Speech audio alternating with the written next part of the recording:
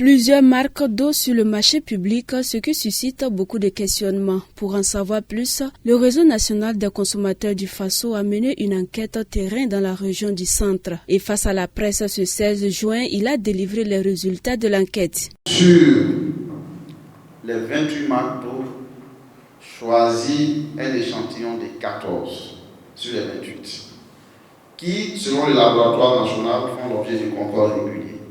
En plus de ces 24 et de ces 14 marques, nous avons pris également 7 autres marques d'eau qui, selon le laboratoire national, ne font pas l'objet de contrôle régulier. Mais je dois dire que dans la région du centre, il fourmille environ 200 marques d'eau. Alors il ressort que 85,71% des unités de production estiment, selon les marques, qu'elles font l'objet de contrôle régulier. Des 14. Selon les 14 qu'on a choisis, il y a un contrôle régulier. On note également que 50% des unités de production proposent sur les marchés des produits sans languette. Il n'y a pas de languette.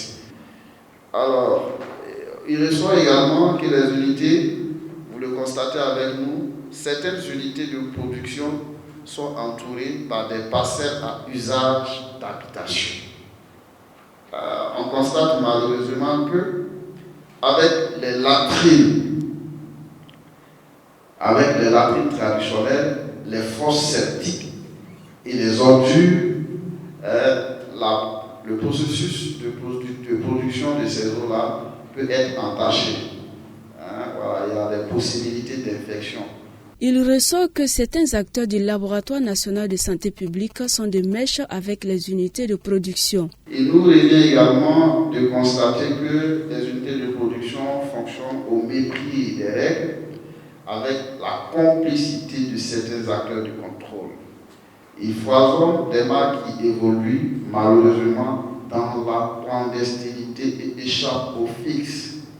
Elles mettent malheureusement sur le marché, contrairement à leur slogan trompetté à tout va, ce n'est ni de l'eau naturelle, ce n'est ni de l'eau minérale, mais en réalité de l'eau microbienne.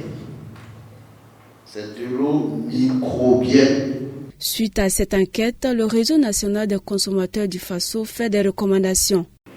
Nous souhaiterions purement et simplement que soient fermées les unités de production qui ne disposent pas de laboratoire. Nous souhaitons aussi que soient interdits les produits sans languette. Alors, c'est interdit la vente des produits conditionnés dans les sachets plastiques là. Il n'y a que 50 qui sont dans les sachets biodégradables, avec des conséquences sur notre environnement. Il faut interdire également la vente des produits qui ne portent pas les instructions sur les dates de production et d'expiration, parce qu'il ressort que la durée de vie de l'eau préemballée et conditionnée, c'est 3 mois.